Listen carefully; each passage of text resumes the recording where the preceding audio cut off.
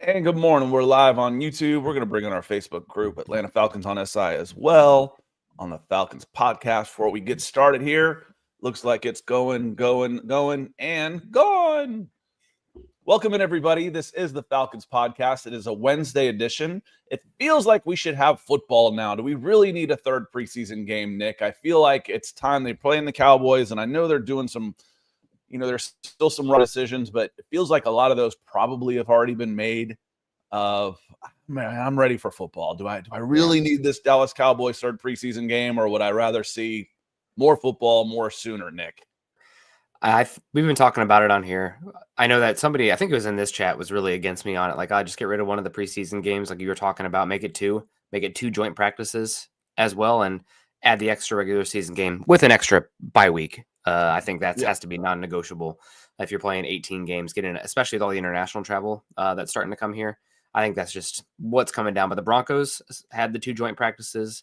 They treated the first preseason game like the last one where the starters got it, but they got their work in the joint practices, which is more of a controlled environment that the coaches seem to prefer anyway. So I know it doesn't, probably not as good for the fans, but regular season's coming and they got us by the freaking hook anyway. So I'm ready for football, no doubt. And it's right around the corner. I mean, it feels, we're obviously covering the NFL show, but like college always comes first and I feel the college football in the air right now. This morning I was drinking my coffee. I'm like, man, I'm excited to watch DJ Lagway.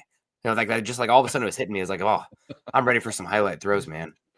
DJ's good. We're going to actually talk. Field Yates came out with his mock draft. I think it was this morning. It might have been yesterday, but I saw it this morning.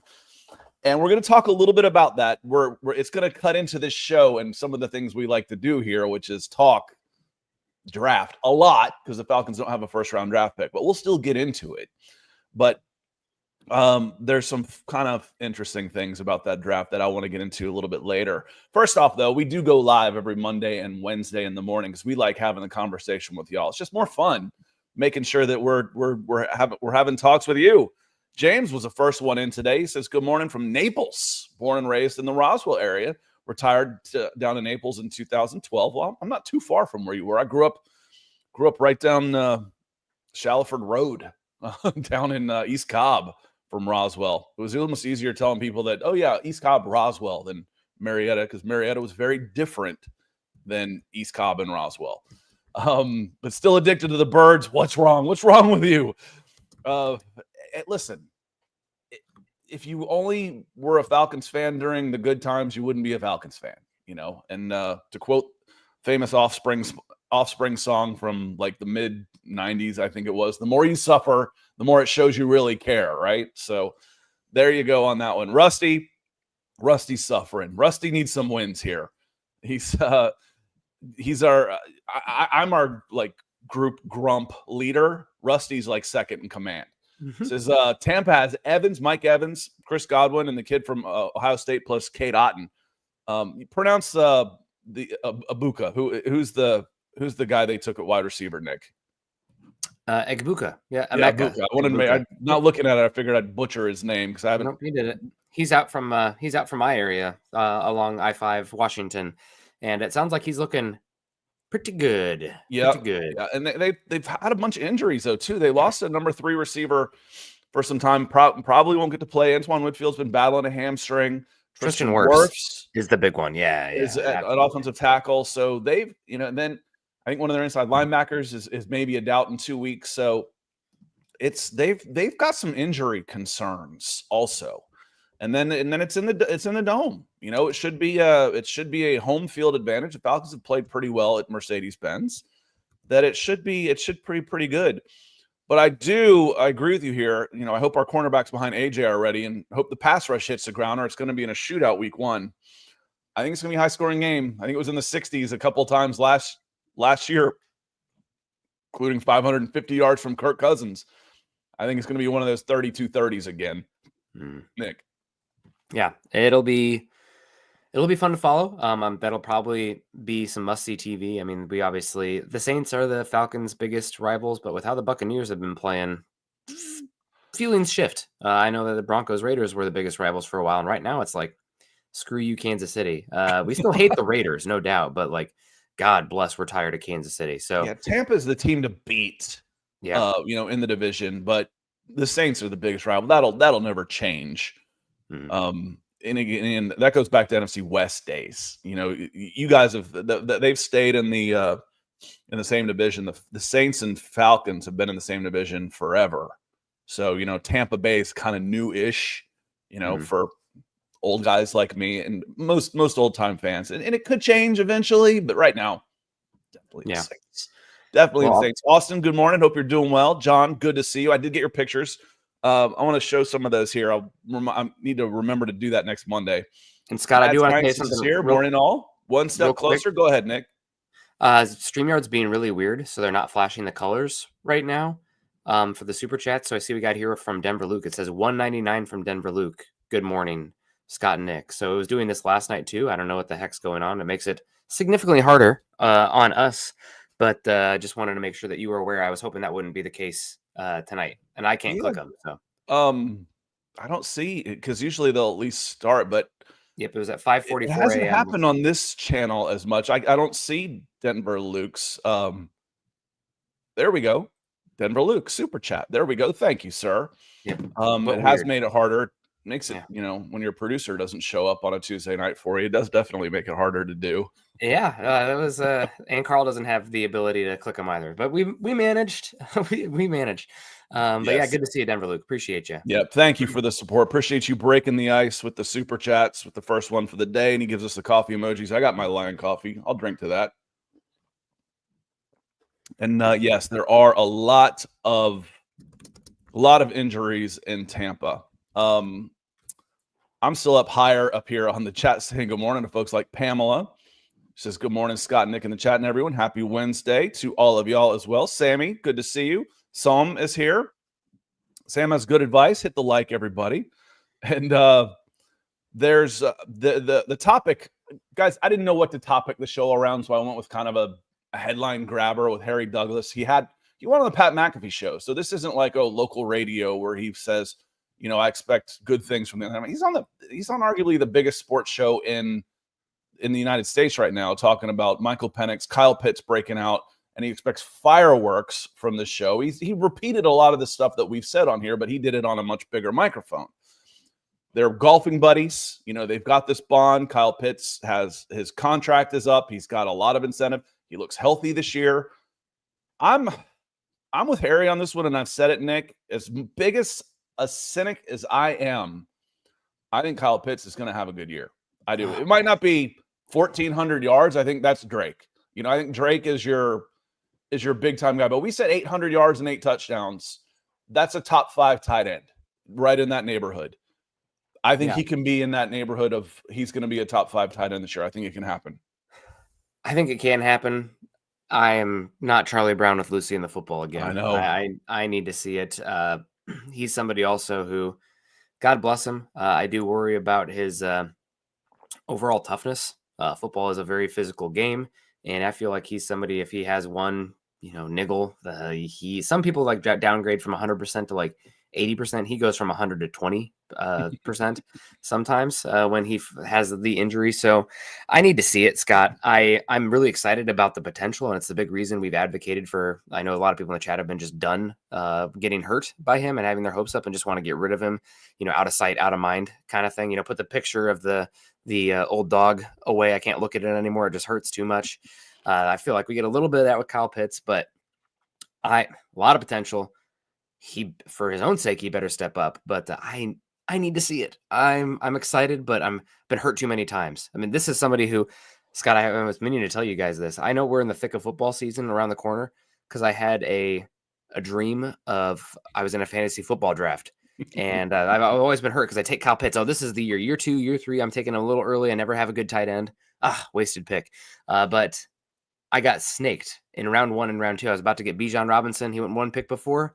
About to get Drake London round 2, went 1 pick before. That's the only bit of my dream that I remember. Why am I dreaming about a bleeping fantasy football draft? But you're having Atlanta Falcons dreams and things go badly. You are turning into an Atlanta guy. Oh my gosh. Yep. Austin, good morning. Says I'd love for Pitts to break out.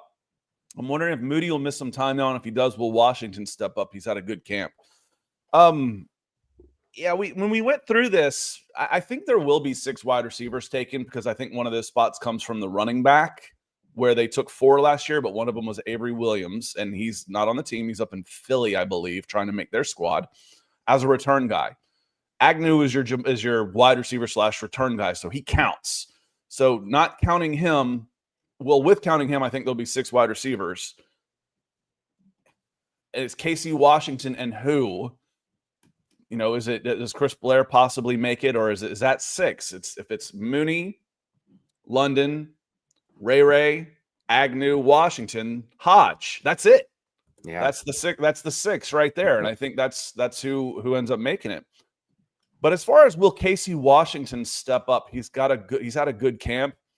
I think people are thinking of this too much as a 1-for-1 replacement. I don't think Casey Washington ends up getting a lot more snaps because I think your alignment with Washington out, your replacement for Washington, is going to come from the combination of Ray McLeod and Kyle Pitts. I think I've harped on this a bunch because I don't like it when they call it 12 personnel. Oh, the Falcons led the league in 12 personnel. Well, Kyle Pitts is not a tight end. If Charlie Warner's on the field, Kyle Pitts is either lining up at wide receiver or slot. That's 11 personnel. I think that's going to be your lineup, Austin. I think it's going to be London, Pitts, Ray, and Charlie Warner as your 11/12 personnel if Darnell misses some time. And it wouldn't totally surprise me if Darnell misses a little time when you miss all of camp. But he still has 2 weeks, and these guys are superhuman. They are a different caliber of human being when it comes to recovering from injury. It's just science. They're just different types of people and their ability to recover. So we'll see. But he's been out since the very first day of camp, temporary expectations. But I don't think it's Casey that ends up getting a lot more snaps. I think compared to last year, I think it's Kyle Pitts and Ray that end up picking up the slack there. Here's your chance, Kyle Pitts, baby. You got early on, especially if Mooney is out for a bit, or they could just really double down on London and Bijan Scott. It could go the other way as well, especially when you have a young quarterback. Sometimes they like their security blanket and having a good running back that you can dump the ball off to, or a number one, especially when you got an arm like Penix, where you can just there's no window there. I'll make the bleeping window. So we'll see. But yeah, chance for Penix if Mooney is dealing with anything early on. And that's a concern with Mooney because we had some problems with Chicago with injuries. So hopefully not the case. Yeah, watching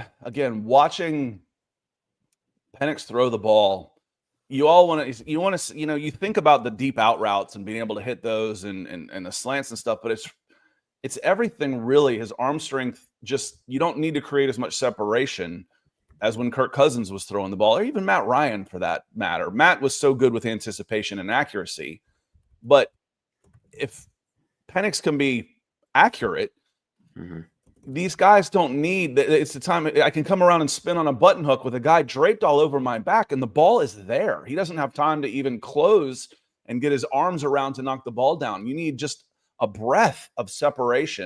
And I've seen it in camp where, these guys come out of their breaks, they're fairly well covered, and boom, the ball is on them before the defensive back has a chance to recover. And those are coming in the intermediate routes, really. Those are the 7-8 yard routes that are chain movers that are great to set up the big play on 2nd and 2. I love 2nd and 2. So I think that's going to be a subtle difference that we don't really talk about when we talk about Michael Penix's arm strength, is those short to intermediate routes, getting the ball on the guy quickly so that they can either, I've got my quick 8 yards and now I'm tackled because I'm in traffic, or get it to them quickly so they have time to get their head up and do some damage in the open field then in the screen game or in this quick stops, that type of stop routes, screens, that type of stuff. One thing I think Falcons fans will appreciate that I think Broncos country hears, but doesn't necessarily want to internalize, is that arm talent isn't necessarily how far you can throw it, but it's velocity. It's the speed from A to B. And the true testament of arm talent is the opposite field, out route 15, 20 yards down the field. And yes, Bo Nix had the really good, maybe the longest air yards throw last season, but how often do you get a chance to actually see quarterbacks throw the deep balls like that? Maybe once every other, that far, once every other week. The real testament of arm talent is fitting it in, especially a cover 2 window, opposite field hash mark on an out. And for me, Nick, the other part, for me, the other part of it is what can you do when you're off platform? You know, this goes back a long way for me. And yes, I hold grudges. This old Irishman, the Auburn Tigers were recruiting a kid out of Fort Lauderdale named Sean White, and he was 6 foot, 5'0", and underarmed. Well, he won the farthest toss contest. It's not a javelin throw. Quarterback is not the javelin. I see high school quarterbacks that can throw the ball 60 yards downfield every day. Watch what happens when they're on their back foot, you know, when there's a little pressure on them. And Matthew Stafford's as good as anybody I've ever seen doing it. Yeah. As far as being able to get velocity on the ball when you can't step into the throws. That's arm talent. And Michael Penix has it. I mean, he's got it. He's got a golden arm. There's more to it than that, than playing to succeed, to play quarterback. We know this, or else these super toolsy guys that are busts wouldn't have been. I mean, one of the most gifted throwers of the football I've ever seen was Jamarcus Russell. And he was so gifted that he ended up being a number 1 overall pick. He was so gifted throwing the ball, despite all of the red flags around everything else it takes to play quarterback in this league. Ryan Leaf, same way. He was, we could go on and on and on. I remember the old guys. It happens more and more often. We got several more super chats coming in. I want to say hello and thank you to Kiera coming in with the super chat. Thank you for the support. It means a lot to us. Helps keep the lights on, helps us bring you more content. So thank you very much. And Terry's coming in with one also. He says, thoughts on Penix. My thoughts on Penix, and also is Hitman Helms, is he legit? Kind of went through some of my thoughts on Penix here. And as far as the high level looking down on Penix for me is, I think he's in about as good a situation to succeed as anybody could possibly ask for a first-year starting quarterback. He's got a veteran offensive line. He's got 2 good running backs. He's got first-round weapons. He's got a second-year offensive coordinator in the same system. He's 25 years old and mature. You know, it's set up for him to succeed, Nick. It's set up for him to put up numbers. Now, what is success? I'm still wait and see on the defense. And yeah, but I mean, for Penix, you know, he's set up to succeed. The Falcons, we've got question about the overall record, of course. I'll push back just a little bit still, Scott, because I think, again, being a Bronco fan, and I'm completely Sean Payton pilled right now because of what he's done on that team. But he's talked about the 2 big things he's looking for 3 things he's looking for to help a young quarterback are the offensive line, the run game, and the defense. And what does he mean by that? By the defense, it's keeping your quarterback out of negative, obvious drop back situations. So what's a negative for a young quarterback? Feeling like they have to put up 35 points to win a game, or feeling like they have to go score a touchdown every single drive versus having to just manage the football game. Now, from an pure offensive output, from a statistical output, that's certainly possible. Like looking at that situation to put up a lot of numbers. Yes, the infrastructure on offense is good, which is what Huckle's saying here. You know, hey, he'll have a better season. Yes, numbers wise, but yeah, very possible. Real quick, I'm gonna enhance your point, and then I'm gonna go back to this. Yeah. The last few games last year, Penix was put in a situation where he had to throw the ball and had to put up plays, and the Falcons lost. I don't want him to be playing from behind all year. I don't want him to be playing from behind all year. What I want is the opposite, where they're playing with a lead, and now you can turn those rookie edge rushers loose. Yep. Now I can turn those rookie edge rushers loose and let them pin their ears back and have some fun. Yeah. But that's my main point. Sean Payton has talked about it a lot as far as setting up a young quarterback to succeed. He comes back to the defense almost all the time, and it's purely to do with the quarterback not having to be in we have to drop back and pass it every situation, and the defense knows that you have to push the football, where you're not in a management situation for the quarterback. There's a lot more on your plate. So I agree completely from a personnel situation and a statistical offensive infrastructure. Yes. From an offensive infrastructure place, Michael Penix is in as good a place as any first-year quarterback could hope to be. Yeah. I mean, really, We talked about it last year as well. The only one that was arguable, Scott, was JJ McCarthy, and that's because we love Kevin O'Connell, and you have freaking Justin Jefferson. Right. But now they've lost Jordan Addison. He's coming off an injury. JJ's coming off of an injury too. So, as a first, and he didn't play at all last year. No. And he didn't even practice. So from all of it, all coming together as one as first-time starters, I put Penix ahead of McCarthy because of the age, the experience, the weapons that are there. Other than JJ's Justin Jefferson's, he's on a different level. As much as we love Drake, he's unbelievable. Yeah, Justin Jefferson and Jamar Chase are right now on a different level than everybody else for me. Yeah, no, you're 100% right. And then, of course, Kevin O'Connell is probably one of the top 5 play callers in football. But I digress. You're completely right. It's a great infrastructure. Offensive line's got to stay healthy. But that's, knock on wood. If everybody Nick said they have to stay healthy. We'll also drink to Abel here. $9.99 coming in here. So annoying that Super Chat's doing this. You deserve to be flashed a color for the Super Chat. The NFC West is why I hate the Niners as much as I hate the Saints. Man, that is those are some deep-rooted hates. I love it. That's like the family. Abel's an 80s fan, okay? Okay, yeah. And the Rams, and especially the Niners, drubbed the Falcons through the 80s.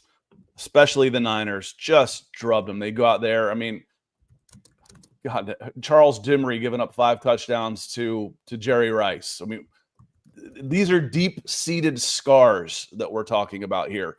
And, they may have similar colors after Tampa Bay went from their orange, but it's still the Niners that kind of gives the older fans the twitches when we see those guys out there. LA had their ups and downs, and it was okay. We suck, but at least we can beat the Saints. That was what it was like being a Falcons fan in the 80s. Yeah, man, I can't talk about it. My first football memory is 1997, 1998 Broncos winning the Super Bowl, and hooked since then. We got Justin. Why is it never mentioned that our defense ended up the season top 3 in sacks? Soon as we fired Jimmy, the defense has a scheme issue last season. What position on defense are we worried about this season? So I remember the Falcons had 11 sacks through 10 games. After they made a change, I think it might have been during the bye week, and started getting more aggressive, they went on a run. They started getting more sacks. And Justin, the reason why really is because of how they were getting those sacks. They were having to throw numbers at the line of scrimmage because the defense also went in the tank after that, because they may have been putting more pressure on the quarterback and getting to him more often, but then they were still dropping back 15, 20 yards and everything was underneath. So, if I go back and look at the percentage of the completion percentage numbers, teams were still completing 70% of their passes or better against the Falcons in that stretch, and they were giving up more points. So the scheme was never came together where everything was in harmony of, oh, hey, if I'm going to blitz, I need to press. Or, if I'm not going to blitz and I'm not going to get any pressure, I still can't play punt return as my core defense. And the numbers went worse when they started getting more pressure because they still didn't know how to play defense behind the pressure. And the only way they were getting pressure on the quarterback was with blitzes. And that's a recipe for disaster. You've got to be able to get some pressure on your front 4.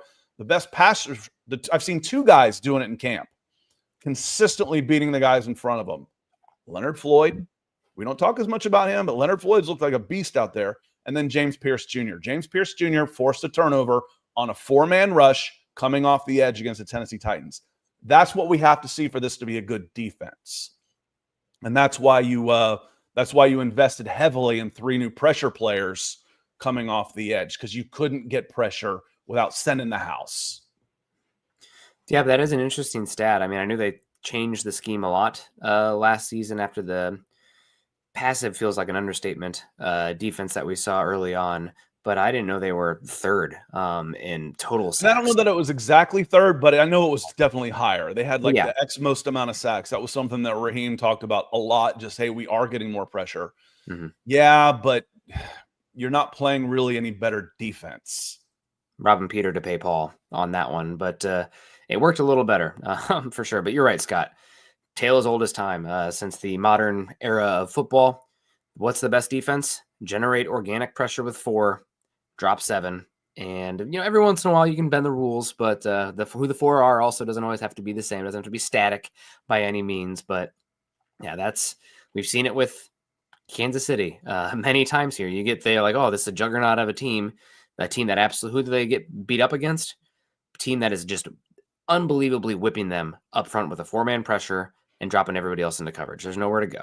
Yeah. And again, after you're looking at this after the bye week, they played horribly on offense against the Chargers and lost 17-3 in a game that they absolutely should have won. They got blown out by the Vikings. They played like ass against the Raiders, and Kirk finally got benched. And then it was the Giants, okay? The Giants were tanking.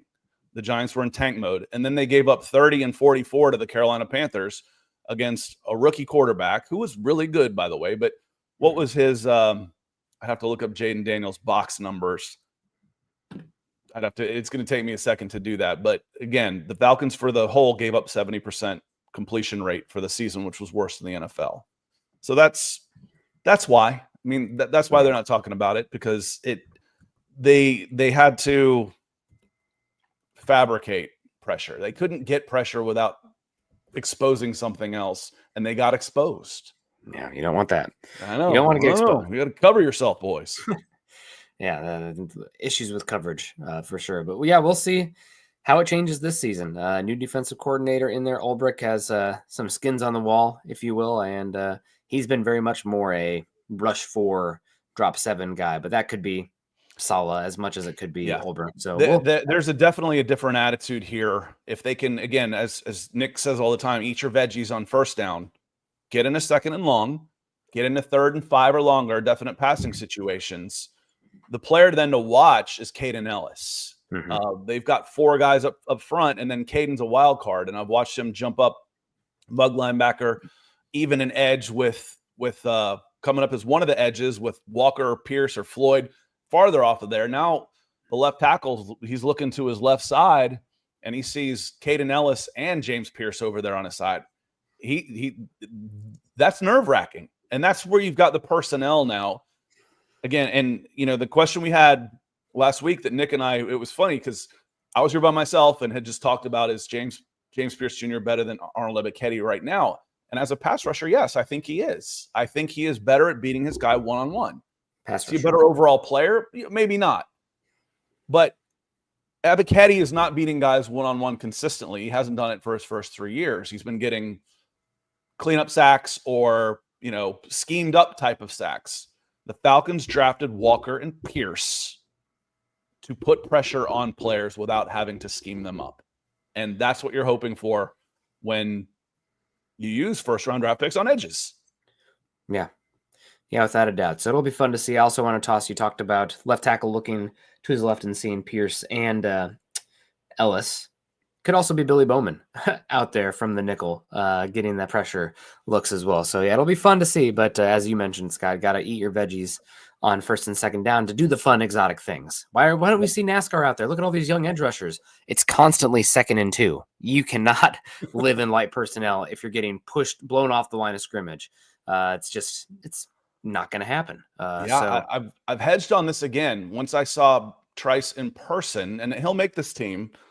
He might be a first down only. They might play him like a nose guard. Trice brings something a little bit differently. I don't expect much from him in a pass rush scenario, which is what I've talked about. Who's he going to play over? Floyd, Ebiketie, Pierce, or Walker? No, not on pass rush scenarios. No way.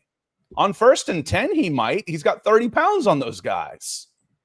So if I go one of those 4 edge rushers, if I'm in a 3-4, and then I've got Trice on one side at 275, and then Zach Harrison, David Onyemata, and Ruka Rohro as my front 5, with now Divine Diablo and Caden Ellis behind him.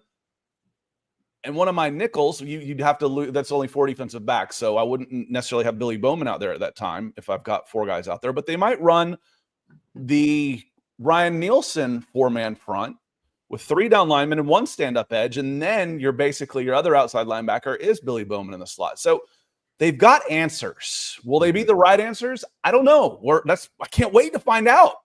I really can't. I can't wait to see these guys in action, especially after suffering through watching that dreadful defensive play last year. I can't wait, because I think it is going to be all you hear, Nick. Attack, attack, attack, speed, rotation, energy, attack. That's the mantra of this team in this offseason. Now, in preseason, will they carry that forward? At least they'll start that way. I hope Tampa Bay is really good. And if you get burned by Tampa Bay in week 1, stick with it. Don't abandon ship. Stick with it. We don't want to see any more death by 1,000 cuts drives. You're going to see some. I don't want that to be our whole goal, is to not give up the big play. God. How about big plays of your own? How about some sacks and some turnovers? Fun. I want to have fun watching this team again.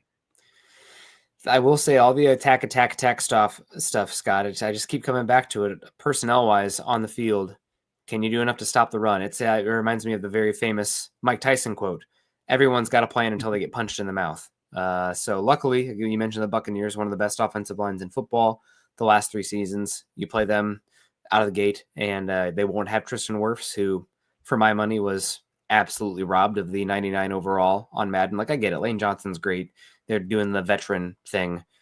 Nobody in the right mind, I think, would take Lane Johnson over Tristan Wirfs healthy right now, but at least anybody in the league. But I digress. I think it's a Penny Sewell versus Tristan Wirfs versus Jordan Mailata conversation at tackle, but that's a entirely different conversation getting off the tracks. But back to the main point. It's the run stopping early on. You can be aggressive all you want. You have to earn those aggressive, fun looks to pin your ears back where you're hunting. You gotta withstand the storm. Am I a little nervous about the secondary? Yes, I am. Yeah. Yes, I am. But they have started to be. You couldn't fix everything this offseason. Okay. And the last time the Falcons, I put this in writing a few times on Falcons SI. So you've probably seen it if you've read any of our stuff. The last time the Falcons drafted a corner on day 1 or 2 was AJ Terrell. That was 2020. So they've gone 5 drafts, 21, 22, 23, 24, 25, without using a first, second, or third round pick on a cornerback. It shows. It shows out there. They're thin. Your nickel, they used, and it wasn't a safety, that wasn't a nickel back. So on a true outside corner, you throw out Jeffrey Okudah, Mike Hughes is out there. These are stopgap good veterans, a lot better than it was in 2021 when you didn't have any money, but you certainly don't have depth there that some other teams do. And so, yeah, I'm a little nervous about that side of the ball. And speaking of which, let me get into the chat and see what y'all have to say a little bit on some of these things. There's a lot of old time talking in here about Dion and Jerry. Dion got there in 89, and it wasn't Jerry Rice wasn't lighting up Dion. He was lighting up Dimry. Poor Charles Dimry, who wasn't an awful player, but again, Jerry Rice had a 5 touchdown game against the Falcons, and a lot of that was on Charles Dimry. I don't know. I don't remember well enough. Are they rotating safeties over? What are they doing? Are they leaving him in man coverage? It wouldn't surprise me. But he did have 5 touchdowns, and a lot of that was against Charles Dimry. Bob Birdie saying Pierce is going to feast on backup Bucks tackle in week 1. Watch Leonard Floyd too, guys. Don't sleep on Floyd. Leonard Floyd is a double-digit sack guy, and he's going to be put in situations, at least that's the plan, where he's going to be a designated pass rusher type. So he should be fresh and get going, and Floyd looks really, really good rushing the passer in camp. Yeah, useful player, no doubt. I mean, you have depth there, Scott. Now, is it good depth? What's the ceiling look like for the unit overall? But Floyd is a useful player, no doubt. So we need a few of these guys to step up. But we got Cam coming in and says, how do you feel about D. Alford week 2 against the Vikings? I just saw on Twitter, Scott, we were talking about the Vikings earlier with Addison stuff and Jefferson, that the Vikings are actively exploring the wide receiver trade market right now. So who will it be? It might be somebody who's not even on the team right now. But I'll tell you what, with how good Kevin O'Connell is, you ask how do you feel about D. Alford week 2 against the Vikings? How do you feel about D. Alford, period? I think is the bigger question because what the Vikings are going to do is isolate their best receivers because the offense gets to dictate where the ball goes and you don't have a lot of man match cornerback play anymore. So what's going to happen?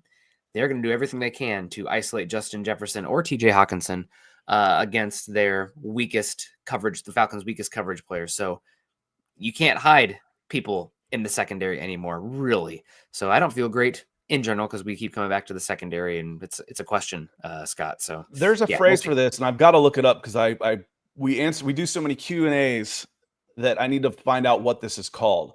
But when you assert a falsity to ask a question.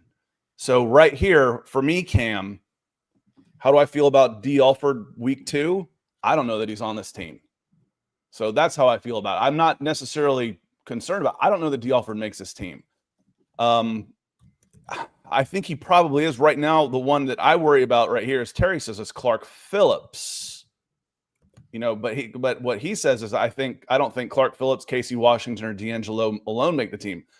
I don't think D. Alford and Clark Phillips both make the team, the initial 53. Now, if Clark's out, maybe you pup him or IR him for 4 weeks, but you have to put him on the initial 53 and then cut them and then re-sign somebody else at the same time.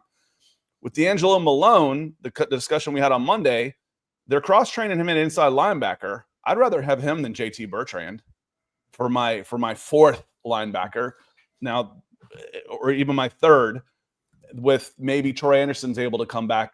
I don't know. But if it came down to Bertrand or Malone at linebacker, I'd rather keep Malone. And then I think Casey Washington is your 6th wide receiver on this team. But fifth, maybe even 4th wide receiver, with wide receivers 5 and 6 being primarily special teams guys in Kadero Hodge and Jamal Agnew. So I think Casey Washington's on this roster. Clark Phillips, we'll see. I'll be surprised to see him week 1, no matter what on that, Nick. Yeah, I will be surprised as well. And we've talked about it. It's a little bit unfortunate, Scott. I had a little bit of hopes and dreams that maybe the Falcons would have their first-round pick and take AJ Terrell's brother. Is playing cornerback. Yep, that would have been a lot of fun, but he's probably a first-round pick. We'll see. Things change. It's anybody who sees a mock draft from August knows how silly it looks compared to. He was 15th, and he was 15th in Field Yates. And I do want to get into this. We're about to get out of here, y'all. Yeah. But I want to say hello to Anthony. He says, "Hey Scott, Nick, love you guys, love you too." Says, "Can't wait till the season starts. 2 more weeks. I'm so excited." What's the news today? The Falcons for life rise up, Scott and Nick. I don't know. All the news was Monday after we got off. They signed Ben Gucci DiNucci to be a 4th camp quarterback. That immediately signaled that Emory Jones was not healthy after getting his bell rung on Friday night. And they did come up with an injury settlement for him to make that move, because they need a 4th quarterback to go in and run practices for the next week until Tuesday. So Ben DiNucci will be a Falcon for another 6 days. And then he probably won't be there anymore. There's no probably about it. He won't be there anymore. I don't know if you need one for the practice squad, maybe, but can you sneak Easton Stick through waivers? Probably. And then make him a practice squad guy for your 3rd quarterback. Yeah, probably. And then they signed Ronnie Perkins, another edge / linebacker he was taken by the Broncos off of, I forget who had drafted him, off of their practice squad, and he ended up seeing a few games with the Broncos, but he's a reserve camp guy that they need on their 90. He won't make the team. So and then Emory Jones did get his injury settlement and was out as well. That was the news. That all happened on Monday, right after we got off the air. Now, logical fallacy, Keith, I think it's right in there too. Talking about, if I said, if I start a question with a falsity, then the question is invalid. There are no invalid questions here, but I will say that I'm not positive. I right now I'd say D. Alford probably makes it and Clark Phillips doesn't. That's where I would go with that. And Billy Bowman's your starting nickel. And in coverage situations on longer yardage, D comes into cover. That's kind of what I see right now. Mactown Dirty, good to see you. Now, yeah, Scott, I do have the medical term for that. It's a loaded question objection. So that question assumes facts that are not in evidence or reality. So that's what ChatGPT said real quick. So yeah, Chris, they only have one cut down now, so we're not doing trackers or anything like that. Roster cut trackers. There's only one. It's Tuesday. Tuesday at 4:00, I think, is the 53 release. And remember, you'll probably see an injured guy or two on the 53, and then they will put him on an IR or a pup. I forget all the which is which this, but they put him on an injured list, which he has to then miss 4 games, but he has to be on the initial 53 first to miss those 4 games. Otherwise, he's out for the whole season. And then you can re-sign somebody that you had just cut, assuming that they pass through waivers. Mm-hmm. So expect that to happen. So you might see 1 or 2 guys like a Troy Anderson make the initial 53 and then be placed, and they'll re-sign somebody within 24 hours. But that all happens on Tuesday. Now, real quick, Fieldgates came out with his mock draft over on ESPN. And I feel like they're trolling us, Nick. I really do. I really feel like they're trolling the Atlanta Falcons for not having a first-round pick. And this is why I say it's so important for James Pierce to hit, because if James Pierce hits, then who cares? There's your first-round pick for 2026. But it's a natural emotion feeling to look at this and go, oh, man, I wish we had a first-round pick here. But if it's James Pierce is your first-round pick, you get to use him a year early. But when I'm looking at this, Nick, let's say the Falcons did not take James Pierce Jr. and they had their first round pick in 2026. What would you say would be the Falcons' biggest needs heading into the 2026 draft?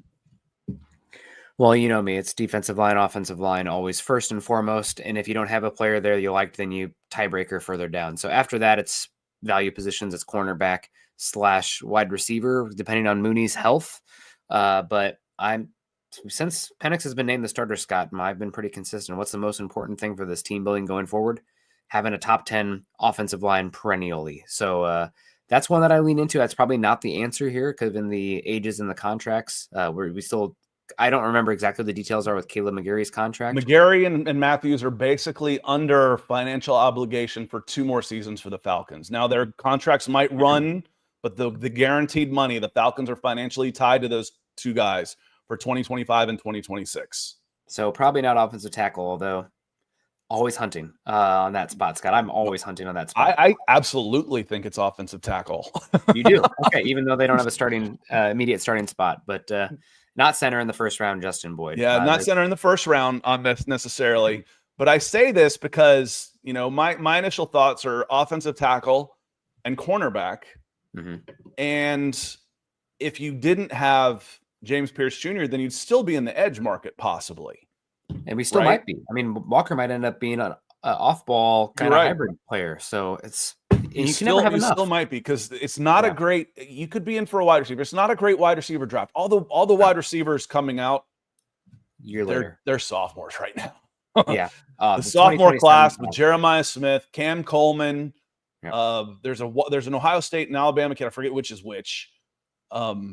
The Alabama kid is Ryan Williams. Ryan Williams is who I was forgetting. Ryan Williams, Jeremiah Smith, and Cam Coleman could be 3 top 10 picks in 20. But I look at Fieldgates and I start counting up the positions. Terry says cornerback, offensive tackle, defensive tackle, and center. There are, in the first round of this first draft, there are 5 cornerbacks. There are 5 edge rushers. There happen to be 6 quarterbacks, by the way. So that's good if you've got one, because now you can either trade up and down, or I can get a really high value player because these guys need quarterback. And there are, count them, 7 offensive tackles. It's a good offensive tackle class next year. Early on, I refuse to acknowledge Caden Proctor because he broke my heart twice. But it looks like I don't think next season is going to be a special class. A lot of times you get the vibes of that early on, but it's definitely got some potential. The guys who really stand out are the 2 Clemson defensive linemen. I think those are probably the best. They're both top 5. TJ Parker and Peter Woods. Yep, are both top 5. One of them's interior and one of them's edge. And then the next edge guy was Keldrick Falk from Auburn. Yep, he's a hybrid guy. Like I said, the comp for me on him is a Richard Seymour. I was going to say that's the name. Not quite the size, because Richard Seymour played at about 295. Falk goes at about 280. I was going to say 288. It's close. But he's a better athlete. Yeah, he's got more bend and more twitch than Richard did, and Richard's a Hall of Famer. I always like to say sledgehammer hands. He's been somebody who's been getting by on God's gifts out there. He's as awesome. Justin says, doesn't mean you won't trade up. Exactly. If I need that guy, why not just keep borrowing up? I'll use my 2027 and 2026. There you go. I'd like to see them trade down every so often, but he's 80% trade up. I think they've made 5 trades and 4 of them been up, and 1 of them been down on that one. So what point was I going to make on this with the cornerbacks, the offensive tackles, and I forget. There's a couple of players in here that are really highly ranked that are non-premium positions. There's a couple linebackers. There's a linebacker and a safety, like an Ohio State safety that went like 4. Yep, that's Caleb Downs, who might be the best player in college football. But we had the Malachi Starks conversation last year, and I'm sure the linebacker you're talking about, I think Georgia has one, but the one most people like is the Texas kid. I can't remember his name. And then there was running back Jeremiah Love from Notre Dame. Notre Dame, okay, and plus, you should have spending money on this. You'll get about $20-something million back from Kirk Cousins, which you're going to put into Drake, and you're hoping to be able to put into you need to put some of that into Kyle Pitts. But if Kyle Pitts gets franchised, his cap number won't go up that much. It'll be up from about 11 to 15. So it shouldn't be that much. And honestly, I can lower Drake London's cap number in 2026 by signing him to a contract extension. So his can actually go down compared to his 5th year option.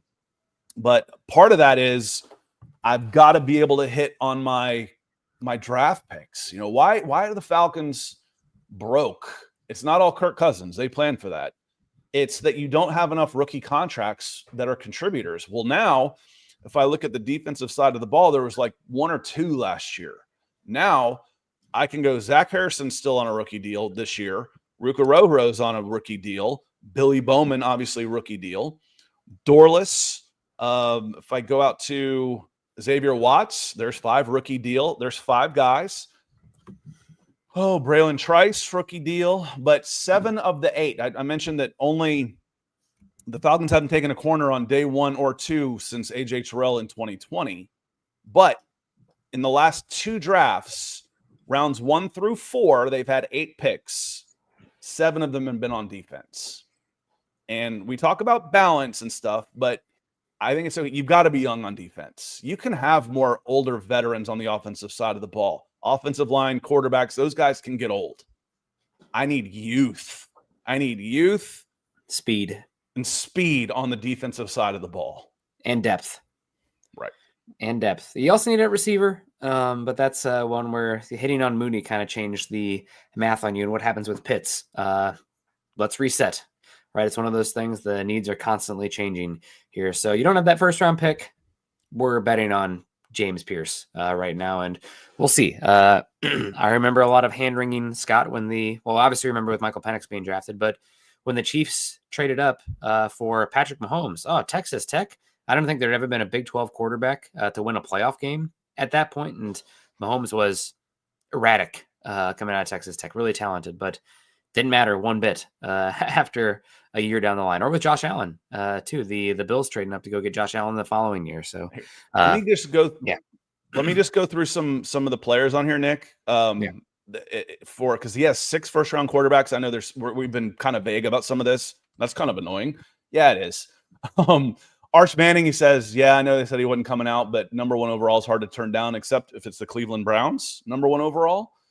Talk about pouring resources into the quarterback position and still not having one. My goodness. How would you feel if you put all of that into the quarterback position, you were starting Joe Flacco this year? Ugh. Do the Browns have anything left to feel? Do they have anything left to feel? I mean, they just I don't know. And then number 2 was the Jets taking Lenore Sellers out of South Carolina. And then the Saints get Cade Klubnik out of Clemson, and then Clemson, Peter Woods, 4 to the Giants. Like, they need more defensive line. Put him next to Dexter Lawrence. Yeah, goodness. Caleb Downs, that's sure. And then Keldrick Falk, offensive tackle, edge, TJ Parker to the Patriots. Sam Levitt out of Arizona State as a Stafford replacement. Anthony Hill is the running back you were talking about And then 11 Indianapolis Colts are back into the quarterback market with Drew Allard. And that was a little bit of news that affects the Falcons. The Falcons play the Colts in Germany in November 9th, I think. And they have named Daniel Jones their quarterback for the season. It's a closed competition, so to speak. You have to say that at the beginning of the year. But it's a what have you done for me lately league. But Shane Steichen was adamant that this is the move for the season with Daniel Jones. That was some news that came out yesterday. Former number 4 overall pick Anthony Richardson is starting to look like he'll go down on the list of, hey, who are the biggest busts in NFL draft history? And Anthony Richardson's name is. They're starting to chisel the A into that list now in the top 10. Yeah, bummer. I wouldn't mind if the Broncos traded for him just to get him in that Taysom Hill role because he can do some. He was freak. Can't stay healthy at that though. Yeah, well, Taysom Hill, he's constantly beat up. When he started as a rookie, he finished one of his first 4 games. Taysom Hill's also been injured, to be fair. But now he's gotten older. Yeah. He also came into the league at 29 years old or something, 28 years old. But he's bummer for Anthony Richardson because so talented. But a little bit feel the pressure on who's the general manager there. Cannot remember. Ballard, Chris Ballard, and the coach is Shane Steichen. Steichen. Yep. If it goes belly up this year, they might clean house also. And their owner passed away, Irsay, so it would make sense for maybe a new era. Get my guys. Yep. Yeah, I'm gonna get my guys in there, and I think it's his daughter that's kind of running the show there now. Yeah. So, and she might not be as forgiving of some of the things, because Ballard, I know Colts fans they've wanted Ballard out for a while now. So, but he got this quarterback, and it's gone belly up right now is what it looks like with Anthony Richardson. Now we're going to make some changes on that one. Justin, it's a toughness thing with AR. Some of it is, and some of it is, he's putting himself in harm's way as a big target. Maybe that would be different if he was a tight end or a receiver out there. He's certainly got the athleticism for it, where he would protect himself a little better because, concussions and shoulder injuries that require surgery, that's not a toughness thing. And those are some of the things that have knocked him out of some games also. Cost him most of last season. I think I don't know if he had 2 concussions, but he definitely had a concussion in one of those first games that he got knocked out early. So AR's had some struggles out there. And you got to develop, and he hasn't been healthy enough to develop. So then he's run out of time. This is year 3, and he just lost out to Daniel Jones.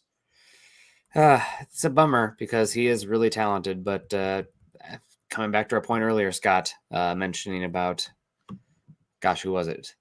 Jamarcus Russell. You can have all the physical gifts, but got to come together and play quarterback still. It's not just tools, it's skills. Yeah, and I don't think that I do believe Anthony Richardson cares. Jamarcus got his money. He just didn't care. Yeah. It's like this was a guy who was blessed with unbelievable physical ability and didn't really like football. Yeah. I don't feel like it's that way with AR. It's just he's just not accurate enough to play the position, to make the routine on that. So let me see what Rusty has to say, and then we're probably gonna get out of here. Rusty, he says with a $5 super chat, y'all are overthinking it. I trade away first round picks all the time in Madden. Move 27 to get 26 and then do it for the next years. Kick the can. Seriously. If I'm going to be playing forever, that never catches up with me. The problem is he gives away other stuff with it. What it costs you to trade that 27. It costs you moving down from a 2 to a 3. Okay, well, that's not that big a deal. But what it costs you then to get to move up 3 spots to get Xavier Watts because you thought he was going to go a little earlier. Cost you a 5th. Yep. Well, those are your depth pieces, man.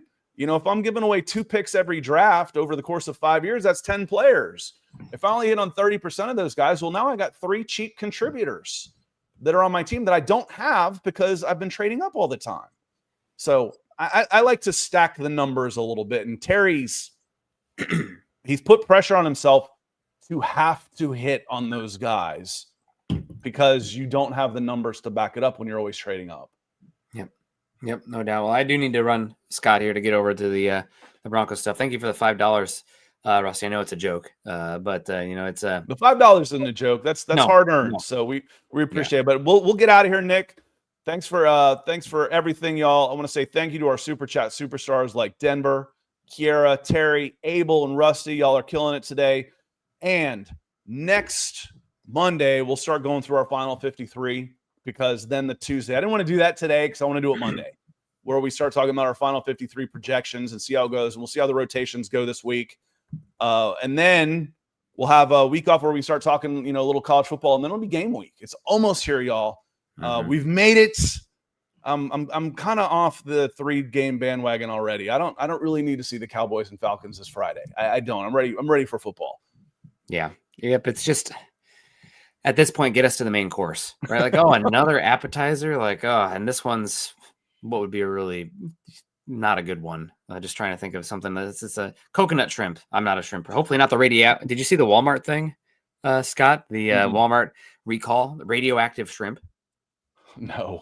Okay. Yep. Crazy. So yeah, we don't want the size for society, not for the team for a change. That's progress as far as what we do here. Let us pray. Speaking of lettuce and radioactive shrimp, Justin Boyd says, rise up. Thanks to all of y'all for being here today. Our super chat superstars helping to keep the lights on, keep our forehead nice and my forehead nice and shiny. Garrett will be back. So you put Chat GTP in my head with Garrett, and now I call him Garrett Chapman. It's Chapman. Garrett will be back Thursday at 6:00. Make sure you're tuning into his show. Otherwise, we will see you next week. Y'all have a great rest of your week. Thanks for being here, everybody. Y'all have a hell of a football weekend. Peace.